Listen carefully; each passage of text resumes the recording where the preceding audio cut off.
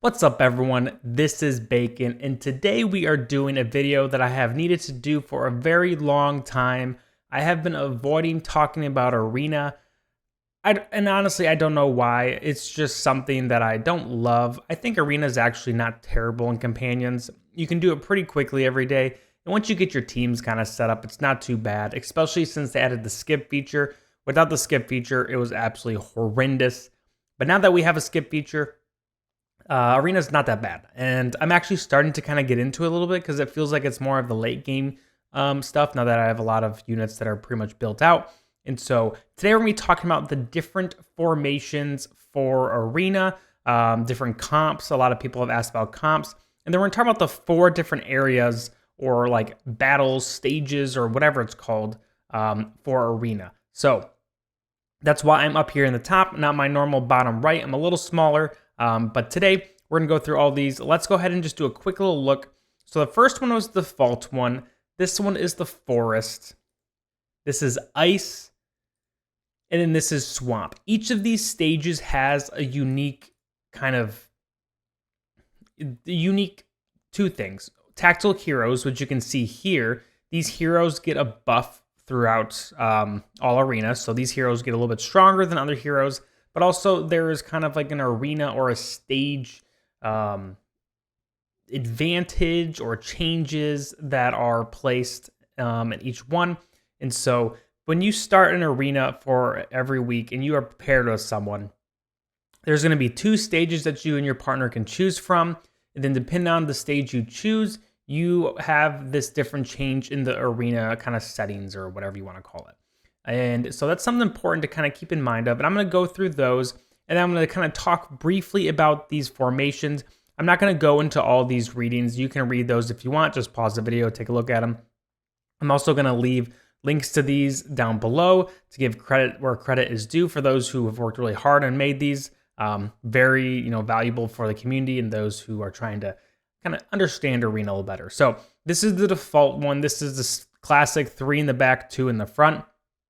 Heroes deal 15% more damage to enemies over which they have a function or factional advantage and take 30% less damage from them. So basically, faction advantages are kind of amplified.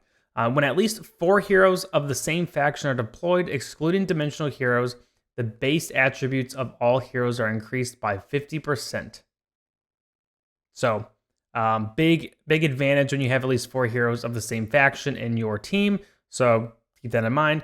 And dimensional heroes have a factional disadvantage against all other factions. So basically, dimensionals are nerfed in this overall.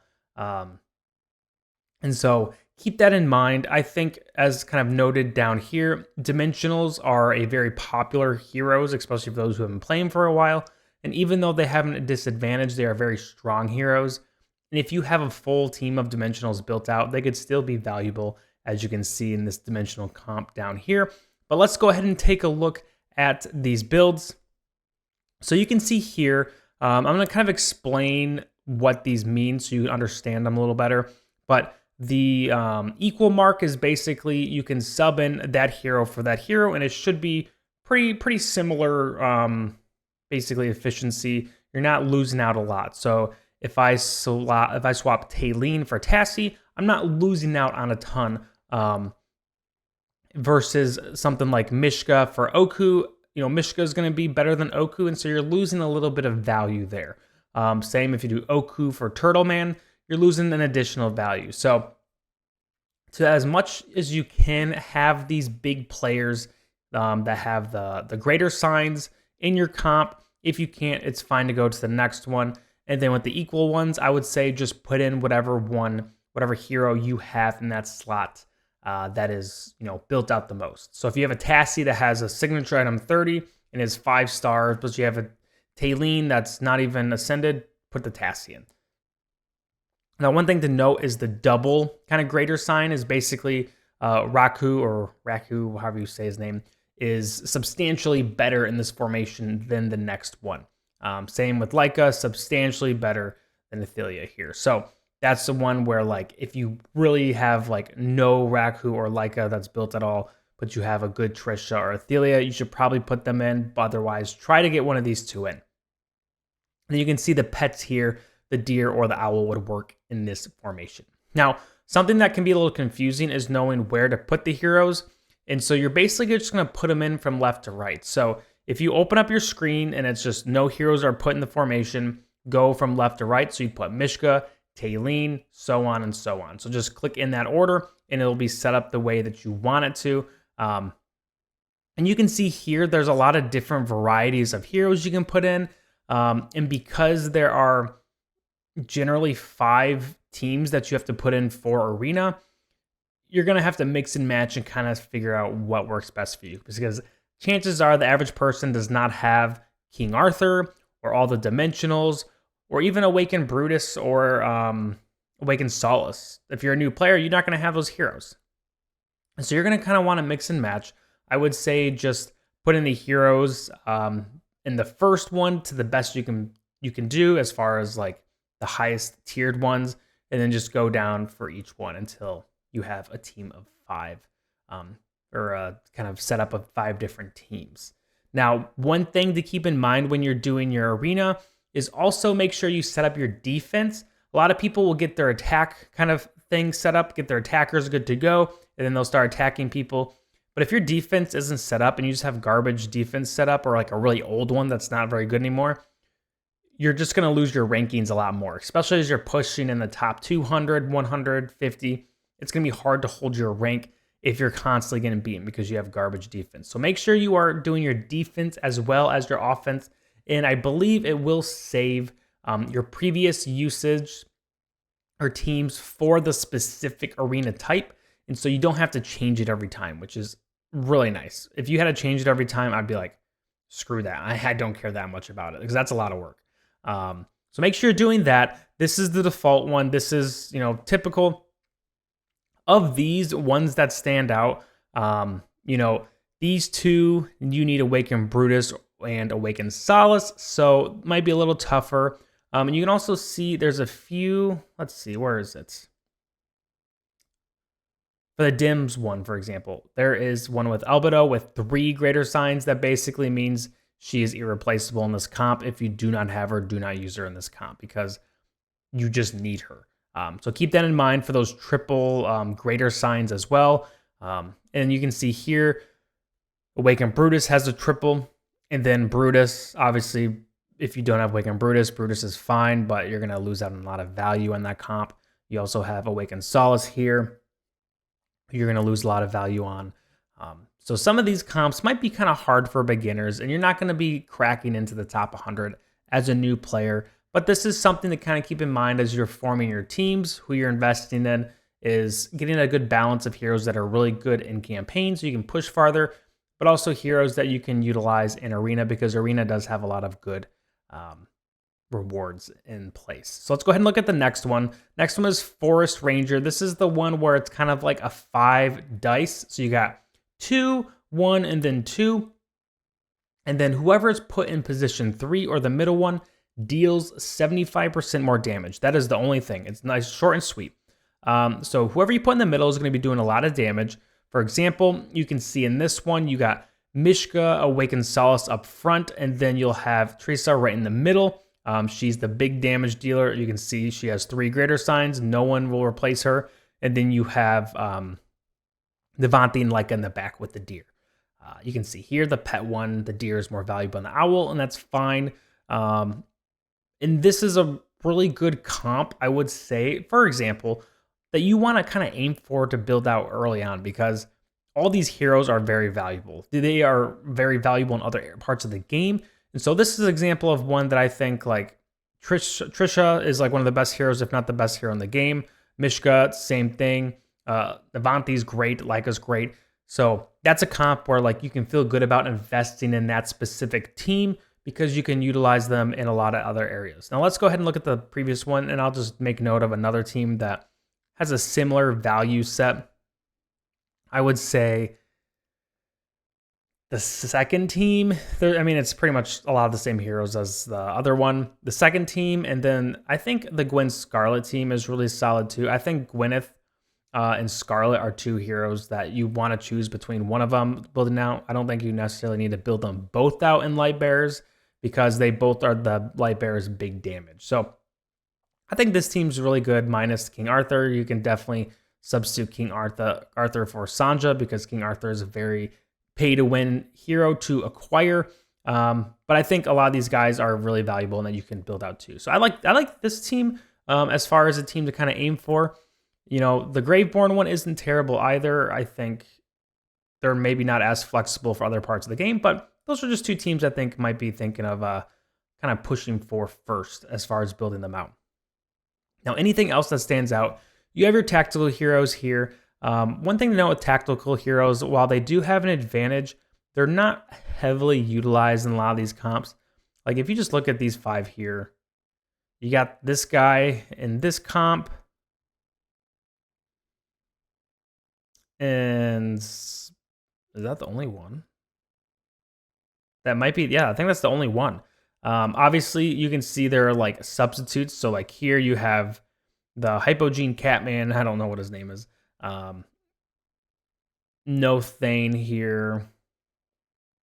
Is Iran anywhere? He's like right here, the bare minimum. He's in the back. He's like the 3rd string guy. He's down here too. So like, just because there's tactical heroes doesn't mean that they're always the best option. So keep that in mind too. So second one is the Forest, and that's the big thing here is 3 positions, 75% damage. So if you want to read these, I will let you go ahead and read those. I'm not going to read through all these. Let's go look at the Ice. Ice is my least favorite. I don't like Ice. Just don't know why. I just don't like this one. You can see the tactical heroes are actually really good heroes for the most part. Athalia, Gwyneth, Mishka, and Gritzel. His name's not Lucius. What is his name? Wolf guy, Mauler guy. He didn't really make the cut, but all these 4 are really good. So that's one thing to keep in mind too with the Ice. Some good tactical heroes. But let's look at the description. Characters' energy recovery effects are reduced by 90%. I don't like it because you're sitting there just watching people auto half the time, and it's just not fun. Just kind of bland. I guess it kind of fits the Ice theme because you're like slowed. When I think of Ice, I think of someone who's kind of slowed. But this first comp, Awakened Solace, very standard comp. This is literally the same comp before, except a different order. But really good heroes. The Dimensional comp, not everyone's going to have this one, unfortunately. So if you don't have them, I would go to the Lucius comp, which is a very doable comp. Unfortunately, it does pull into the Awakened Solace team a little bit, so it might be hard to get that one. You have an Invade comp, Bullseye, Graveborn. There's always a Graveborn one, it seems. But this one's pretty straightforward. If I'm going to say a team that's kind of good to aim for, building for from the early on, I mean, these are a lot of the same teams, honestly, but I like the Mauler ones. I mean, with Awakened Brutus too, it's good to build up your Mauler team because you want to unlock him. It used to be where your Wilders were definitely priority 1, and then I would say Lightbearers were pretty solid. But I think Maulers are becoming a lot more valuable because they have Awakened Brutus. And there's some decent Maulers. So I think I would definitely prioritize your Wilders, but then, you know, going for Awakened Brutus and some Mauler heroes is not a bad option as well, and pairing them with some Lightbearers here. So Graveborn, I think Mira is one of the best, if not the best Graveborn. But unfortunately, this Graveborn just feels kind of mid right now. So I wouldn't prioritize Graveborn. I would prioritize a Solace, Invade, and Bullseye if you can. Now, let's go ahead and let's take a look at the bonus one. This one's interesting because Lucius is kind of like the one you need for this comp. If you don't have him, you can see there's literally no substitute option for him. So make sure if you're going to run this, you need Lucius. Similar to the Bullseye comp, you need Gwyneth, and the Owl is also very valuable. And so that's the Ice one. Now let's go ahead and take a look at the last one, the Swamp. Swamp heroes have their movement speed reduced by 75% after entering the field. I don't think this one is crazy different either. But this is the one where you have 1 in the back and 4 in the front. This one's kind of funky, just like having everyone all like that. You're putting like damage dealers on the front line. It feels kind of funny, but it's okay. The other team's doing the same thing, so it's not like you're at a disadvantage because of that. So the tactical heroes, I think all of them are decent except for is it Cecilia? Cecilia? Let's go with that. She's kind of garbage. I built her out in my second account, what I used to play through a while ago. She's garbage. Anyway, you got the classic Awakened Solace comp. You got another Dims one with Tassie, though, this time. That's a fun one. I like Tassie a lot. I think Tassie's a little underrated. I think she finds a lot of value in Arena, which is fun. You also have the anti-heal comp. Silas, Navanthi, and Taylene put in here. Makes it just brutal to try to kill. Navanthi just cranks out the healing. Silas can crank out some healing. If your Taylene is built out, she can crank out healing. This comp is just OP. It's annoying as crap. Bullseye, this is the one that's kind of been in every one. Invade, also very similar to the previous Invade comps.